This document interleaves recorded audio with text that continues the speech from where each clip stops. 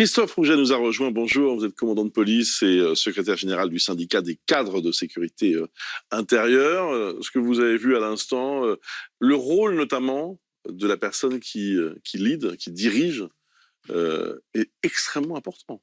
Parce que là, c'est voilà, c'est ordre contre ordre, décision ultra rapide. Enfin, parfois, ça se joue à une seconde. Ce reportage, il est magnifique, il met en lumière du coup l'importance des cadres de la police nationale, des commissaires, des officiers qui interviennent, qui dirigent ces sections, et met en relief tout le travail de ces policiers, de la difficulté. Pourquoi ? Parce qu'on voit qu'ils sont sous une pluie, effectivement, de feu, parfois de mortier hier, de pierres. Il y a des gens qui avaient des chalumeaux, des haches, qui sont là. Et pourquoi il y a ces périodes d'attente ? Effectivement, parce que les policiers, ils sont à distance des manifestations pour qu'il n'y ait pas de problème. Ils n'interviennent qu'au moment où il y a une manifestation. Pourquoi ces braves M, elles ont été créées ?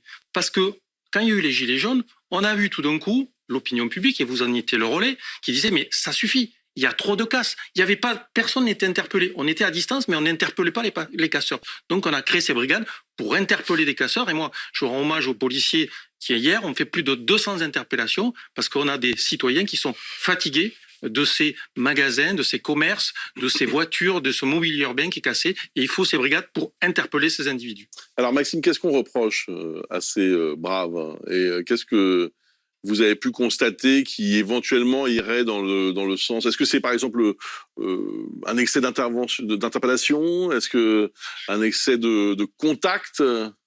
Dans le cas précis des Braves, c'est vrai qu'ils ont une réputation qui n'est pas forcément bonne. Ils ont la réputation de trop monter à l'assaut, de parfois frapper avec leur matraque de manière assez indistincte. Vous savez, normalement, quand on utilise la matraque ou qu'on intervient sur quelqu'un, on le fait de manière discriminante, c'est-à-dire qu'on ne frappe que quelqu'un qu'on veut interpeller. On leur reproche d'avoir procédé par le passé à des grandes avancées, des images qu'on a vues d'ailleurs. On les voit matraquer indistinctement la foule.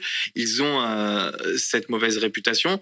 Au sein de la police, parfois on leur reproche de ne pas être assez formés au maintien de l'ordre. Vous savez que, en gros, il y a les gendarmes mobiles, les CRS et les Braves. Les gendarmes mobiles et les CRS, ils font des formations à part. Et eux, c'est les compagnies de Paris qui font d'autres formations. Donc voilà, il y a certaines polémiques sur les formations. Et il y a des actes assez individuels. On se souvient de l'enregistrement de Braves qui avaient interpellé des jeunes gens et qui leur parlaient très mal. Et ça, je pense que ça existe dans toutes les sections de la police. Il y a des personnes qui se comportent mal. Qu'est-ce que vous répondez à ces attaques ?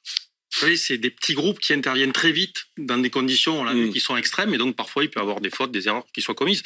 Je crois que la formation, c'est évident, c'est des sections qui ont été formées il y a peu de temps. Il faut aussi faire un retour et savoir ce qu'on peut améliorer dans la coordination, notamment, vous l'avez dit, avec les autres équipes qui sont sur place. Donc le but de la police nationale, c'est de faire le moins de blessés parmi les manifestants, le moins de blessés parmi les policiers. Et tout ce qu'on peut mettre en œuvre pour favoriser cela, il faut le mettre en œuvre.